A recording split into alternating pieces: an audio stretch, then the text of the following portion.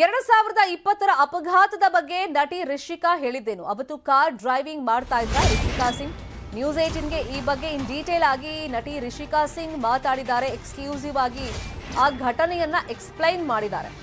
2020ರಲ್ಲಿ accident ಆಗಿತ್ತು. ಆ ಟೈಮ್ನಲ್ಲಿ ಗಾಯಗೊಂಡಿದ್ರು ನಟಿ. ಬರೋಬ್ಬರಿ 2 ವರ್ಷಗಳ ನಂತರ ರಿಷಿಕಾ ಚೇತರಿಕೆಯನ್ನ ಕಂಡಿದ್ದಾರೆ.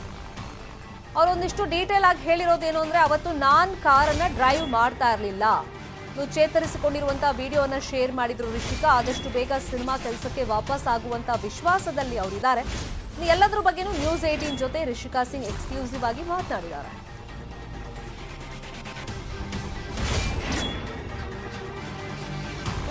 ಎಲ್ರಿಗೂ ಗೊತ್ತೇ ಇದೆ, ನಿರ್ದೇಶಕ ರಾಜೇಂದ್ರ ಸಿಂಗ್ ಬಾಬು ಅವರ ಪುತ್ರಿ ರಿಷಿಕಾ 2020 ಜುಲೈ 31ನೇ ತಾರೀಕು ಆಕ್ಸಿಡೆಂಟ್ ಆಗಿತ್ತು. Fortuner car ಅಪಘಾತಕ್ಕೀಡಾಗಿತ್ತು. ಫೋಟೋಸ್ ತೋರಿಸ್ತಾ ಇದೀವಲ್ಲ, ಇದೇ ಆಕ್ಸಿಡೆಂಟ್ಗೆ ಒಳಗಾಗಿದ್ದಂಥ ಕಾರ್. ಆ ಟೈಮ್ನಲ್ಲಿ ಅವ್ರು ಡ್ರೈವ್ ಮಾಡ್ತಾ ಇದ್ರಾ ಅನ್ನೋ ಪ್ರಶ್ನೆ ಉದ್ಭವವಾಗಿತ್ತು. ಅದಕ್ಕೆ ಇಲ್ಲ ಅನ್ನೋ ಉತ್ತರವನ್ನ ಅವರು ನ್ಯೂಸ್ 18ಗೆ ಕೊಟ್ಟಿದ್ದಾರೆ.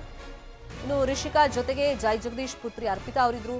ಗಂಭೀರವಾಗಿ ಗಾಯಗೊಂಡಿದ್ರು ಇಬ್ರು ಕೂಡ. ಬರೋಬ್ಬರಿ 2 ವರ್ಷ ಆದಮೇಲೆ ಚೇತರಿಕೆ ಕಂಡಿದ್ದಾರೆ. ಆದಷ್ಟು ಬೇಗ ನಾನು ಮತ್ತೆ ಕೆಲಸಕ್ಕೆ ಮರಳ್ತೀನಿ, ಸಿನಿಮಾ ಮಾಡ್ತೀನಿ ಅನ್ನೋ ವಿಶ್ವಾಸದಲ್ಲಿ ಅವರಿದ್ದಾರೆ. ಬಟ್ ಆ 2 ವರ್ಷ ಅವ್ರು ಏನು ಸಫರ್ ಪಟ್ಟಿದಾರಲ್ಲ, ನಡೆಯೋಕ್ಕಾಗ್ತಾ ಇರಲಿಲ್ಲ. ನೀವು ಟ್ರೈ ಮಾಡಬೇಕು, ನಿಮ್ಮ ಮನೋಬಲದಿಂದ ಮಾತ್ರ ಅದು ಸಾಧ್ಯ ಅಂತ ಡಾಕ್ಟರ್ಸ್ ಎಕ್ಸ್ಪ್ಲೈನ್ ಮಾಡಿದ್ದು.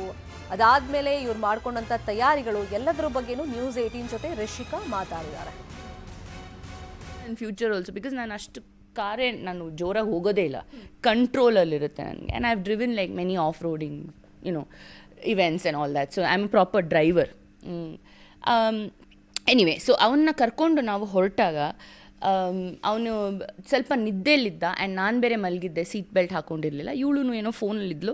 ಸಡನ್ಲಿ ಅವನ ನಿದ್ದೆಯಲ್ಲಿ it's an automatic car. So ಅವನಿಗೆ ಆಟೋಮ್ಯಾಟಿಕ್ ಓಡಿಸಿ ಅಭ್ಯಾಸ ಇಲ್ಲ, ಅದು ನಂಗೆ ಗೊತ್ತಿರಲಿಲ್ಲ. ಸೊ ಅವನು ಓಡಿಸೋದು ಮ್ಯಾನ್ಯುಲು. ಸೊ ಮ್ಯಾನ್ಯುಲಲ್ಲಿ ಆಟೋಮ್ಯಾಟಿಕಲ್ಲಿ ಏನಂದರೆ ನಿಮ್ಮ ಲೆಫ್ಟ್ ಲೆಗ್ಗು ಸುಮ್ಮನೆ ಇರಬೇಕು, ಅದು ಟಚ್ ಮಾಡೋಂಗಿಲ್ಲ ಎರಡೂ. ಸೊ ಇವನೇನು ಮಾಡಿದ್ದಾನೆ, ಲೆಫ್ಟ್ ಲೆಗ್ಗಲ್ಲಿ ಕ್ಲಚ್ ಆದ್ಮಿ ಎಕ್ಸ್ಲೇಟ್ರ್ ಅದನ್ನು ಬಿಟ್ಟಿದ್ದಾನೆ, ಲೈಕ್ ಅ ನಾರ್ಮಲ್ ಇದು ಏನು ಮ್ಯಾನ್ಯುವಲ್ ಕಾರ್ ಥರ. ಸೊ ಅದೇನಾಗಿದೆ, ಫುಲ್ ಇದನ್ನು ಅದು ಒಂದ್ಸಲಿ ಬ್ರೇಕನ್ನು ಬಿಟ್ಟಿದ್ದಾನೆ. ಕ್ಲಚ್ ಎಕ್ಸ್ಲೇಟ್ರ್ ಮೇಲೆ ಕಾಲಿತ್ತಲ್ಲ, ಅದು ಫುಲ್ ಸ್ಪೀಡಲ್ಲಿ ಟೇಕ್ ಆಫ್ ಆಗಿಬಿಟ್ಟಿದೆ. ಯಾಕಂದರೆ if it was a manual car ನಮಗೆ ಇಷ್ಟೊಂದು ಏಟ್ ಆಗ್ತಾ ಇರಲಿಲ್ಲ. I am sure. 2020ರಲ್ಲಿ ನಡೆದಂಥ ಆಕ್ಸಿಡೆಂಟ್ ಬಗ್ಗೆ ನಟಿ ರಿಷಿಕಾ ಸಿಂಗ್ ನ್ಯೂಸ್ 18ಗೆ ಒಂದಿಷ್ಟು ಮಾಹಿತಿಯನ್ನು ಕೊಟ್ಟಿದ್ದಾರೆ. ಆ ಟೈಮ್ನಲ್ಲಿ ನಾನು ಡ್ರೈವ್ ಮಾಡ್ತಾ ಇರಲಿಲ್ಲ, ಅಲ್ಲಿ ಏನು ಮಿಸ್ಟೇಕ್ ಆಯಿತು ಅನ್ನೋದ್ರ ಬಗ್ಗೆ ಅವ್ರು ಹೇಳ್ತಾ ಇದ್ರು. ಮ್ಯಾನ್ಯುವಲ್ ಕಾರ್ ಓಡಿಸುವಂಥ ಡ್ರೈವರ್ಗೆ ನಾವು ಆಟೋಮ್ಯಾಟಿಕ್ ಕಾರ್ ಕೊಟ್ವಿ, ಸೊ ಐಡಿಯಾ ಇರಲಿಲ್ಲ, ಅದರಿಂದ ಆಕ್ಸಿಡೆಂಟ್ ಆಗಿರ್ಬೋದು. ಮತ್ತು ಫಾಸ್ಟಾಗಿ ಹೋಗಿದ್ದು ಕೂಡ ಆಕ್ಸಿಡೆಂಟಿಗೆ ಕಾರಣ ಇರಬಹುದು ಅಂತ ಹೇಳ್ತಾ ಇದ್ರು. ಬಟ್ ಆ 2 ವರ್ಷಗಳ ಕಾಲ ಅವರು ಏನು ಸಫರ್ ಪಟ್ಟಿದಾರಲ್ಲ, ಸೊ ಅದ್ರ ಬಗ್ಗೆ ಅವ್ರು ಹೇಳ್ತಾ ಇದ್ರು. ಮತ್ತು ಡಾಕ್ಟರ್ಸ್ ಕೂಡ ಅವರಿಗೆ ಒಂದು ಆತ್ಮವಿಶ್ವಾಸದ ಮಾತು ತುಂಬುವಾಗ ಒಂದು ಶಾಕಿಂಗ್ ನ್ಯೂಸ್ ಕೂಡ ಕೊಟ್ಟಿದ್ರು. ಅದೇನು ಅಂದರೆ, ನಡೆಯೋದು ಕಷ್ಟ ಆಗುತ್ತೆ, ಅದು ನಿಮ್ಮಿಂದನೇ ಸಾಧ್ಯ, ಅದಕ್ಕೊಂದಿಷ್ಟು ಎಕ್ಸಸೈಸ್ ಬೇಕಾಗುತ್ತೆ, ಮತ್ತು ವಿಲ್ ಪವರ್ ಇರಬೇಕು ಅಂತೆಲ್ಲ ಹೇಳಿದರು. ಸೊ ಹಾಗಾಗಿ ಅವರು ಅದಕ್ಕೆ ಬೇಕಾದಂಥ ತಯಾರಿಗಳನ್ನು ಮಾಡಿಕೊಂಡು ಒಂದಿಷ್ಟು ವೀಡಿಯೋಸನ್ನು ನಾವು ಗಮನಿಸ್ತಾ ಇದ್ದೀವಿ. ಅವ್ರು ನಡೆಯೋ ಪ್ರಯತ್ನಗಳನ್ನು ಹೆಂಗೆ ಮಾಡಿದ್ರು ಅಂತ ಹೇಳಿ. ಎಂಥವ್ರಿಗಾದ್ರೂ ಒಂದು ಶಾಕ್ಗೆ, ಯಾಕಂದರೆ ಒಂದು ಆಕ್ಸಿಡೆಂಟ್ ಆದಾಗ ಈ ಥರ ನಡೆಯೋದು ಕಷ್ಟ ಆಗುತ್ತೆ ನಿಮಗೆ. ಮುಂದಿನ ಹಂತದಲ್ಲಿ ಈ ಸರ್ಜರಿ ಎಲ್ಲ ಆದಮೇಲೆ ಡಾಕ್ಟ್ರ್ ಹೇಳಿದಾಗ ಒಂಥರ ಜೀವನದಲ್ಲಿ ಕುಗ್ಗಿ ಹೋಗುವಂಥ ಆ ಪರಿಸ್ಥಿತಿ ಸಹಜವಾಗಿ ಬಂದಿರುತ್ತೆ. ಅದು ರಿಷಿಕಾಗೂ ಬಂದಿತ್ತು. ಬಟ್ ಅದನ್ನು ನಾನು ಓವರ್ಕಮ್ ಮಾಡಿದೆ ಅನ್ನೋ ಮಾತನ್ನು ಅವ್ರು ಹೇಳಿದ್ದಾರೆ. ಈ ಎಲ್ಲದ್ರ ಬಗ್ಗೆನೂ ಇನ್ ಡೀಟೇಲ್ ಆಗಿ ಇನ್ಫಾರ್ಮೇಷನ್ ಕೊಡೋದಕ್ಕೆ ನೇರ ಸಂಪರ್ಕದಲ್ಲಿ ಜಾಯ್ನ್ ಆಗಿದ್ದಾರೆ ನಮ್ಮ cinema bureau reporter Geetha. Accident ಆದಮೇಲೆ ಡಾಕ್ಟರ್ ಹೇಳಿದಂಥ ಮಾತಿರ್ಬೋದು, ಆಮೇಲೆ 2 ವರ್ಷ ಅವ್ರು ಪಟ್ಟಂಥ ವೇದನೆ ಇರ್ಬೋದು, ಅದನ್ನು ಓವರ್ಕಮ್ ಮಾಡಿದ್ದು ರಿಷಿಕಾ ಏನೇನು ಹೇಳ್ಕೊಂಡಿದ್ದಾರೆ? ಖಂಡಿತವಾಗ್ಲೂ. ಯಾಕಂದರೆ 2011ರಿಂದ ಇವರ ಸಿನಿ ಕೆರಿಯರ್ನ ಶುರು ಮಾಡ್ತಾರೆ. ಆ ಸಿನಿ ಜರ್ನಿಯ ಒಂದು ಸಂದರ್ಭದಲ್ಲಿ ದುನಿಯಾ ವಿಜಯ್ ಅವ್ರ ಜೊತೆ ಆಗಿರ್ಬೋದು, ಉಪೇಂದ್ರರವರ ಜೊತೆಗೆ, ರವಿಚಂದ್ರನ್ ಅವರ ಜೊತೆಗೆ, ರಮೇಶ್ ಅರವಿಂದ್ ಜೊತೆ, ಈ ಥರ ಎಲ್ಲ ಖ್ಯಾತ ನಟರ ಜೊತೆಗೆ ಆ್ಯಕ್ಟ್ ಮಾಡ್ತಾರೆ. ಇನ್ನೇನು ತಮ್ಮ ಸಿನಿ ಕೆರಿಯರ್ ಹೋಗ್ತಾ ಇದೆ, ಮೇಲೆ ಒಳ್ಳೊಳ್ಳೆ ಅವಕಾಶಗಳು ಸಿಗ್ತಾ ಇದೆ, ಆಫರ್ಸ್ಗಳು ಬರ್ತಿದೆ ಅನ್ನುವಂತಹ ಟೈಮಲ್ಲಿ ಒಂದಿನ ಫ್ಯಾಮಿಲಿಯ ಒಂದು ಗೆಟ್ ಟುಗೆದರ್ ಪಾರ್ಟಿಗೆ ಅಂತ ಹೋಗ್ತಾರೆ. ಆ ಸಂದರ್ಭದಲ್ಲಿ ಎಲ್ಲರೂ ಪಾರ್ಟಿಯನ್ನು ಮುಗಿಸಿ ಕೆಲವರು ರಾತ್ರಿ ವಾಪಸ್ ಆಗ್ತಾರೆ. ಆದರೆ ಇವರು ಮಾತ್ರ ಬೆಳಗ್ಗಿನ ಜಾವ ಸುಮಾರು 5:45-6 ಗಂಟೆ ಸಮಯದಲ್ಲಿ ಯಾವುದೋ ಒಂದು ಫೋಟೋ ಶೂಟ್ ಇದೆ ಅನ್ನುವಂತಹ ಕಾರಣಕ್ಕಾಗಿ ಅವರ ಸಹೋದರಿ ಅರ್ಪಿತಾ ಏನಿರ್ತಾರೆ ಅವರ ಜೊತೆಗೆ ಹೊರಡ್ತಾರೆ. ಬಟ್ ಆ ಒಂದು ಸಂದರ್ಭದಲ್ಲಿ ಅವರು ಫೋಟೋಶೂಟ್ಗೆ ಹೋಗಬೇಕಲ್ಲ ನಾನು ಅನ್ನುವಂತಹ ನಿಟ್ಟಿನಲ್ಲಿ ಕಾರ್ ಡ್ರೈವ್ ಮಾಡೋದು ಬೇಡ ಅಂತ ಮಲಗಿರುವಂತಹ ಒಬ್ಬರು ಚಾಲಕರೇನಿರ್ತಾರೆ ಅವ್ರನ್ನ ಏಳಿಸ್ಕೊಂಡು ಅವ್ರನ್ನ ಕರ್ಕೊಂಡು ಹೋಗ್ತಾರೆ. ಬಟ್ ಆ ಟೈಮಲ್ಲಿ ಅವರು ಬೈ ಮಿಸ್ಟೇಕಿಂದ ಆದಂತಹ ಅಚಾತುರ್ಯ, ಅವರು ಮಾಡದೇ ಇರುವಂತಹ ತಪ್ಪಿಗೆ ಸೀಟ್ ಬೆಲ್ಟ್ ಹಾಕೊಂಡಿರಲ್ಲ.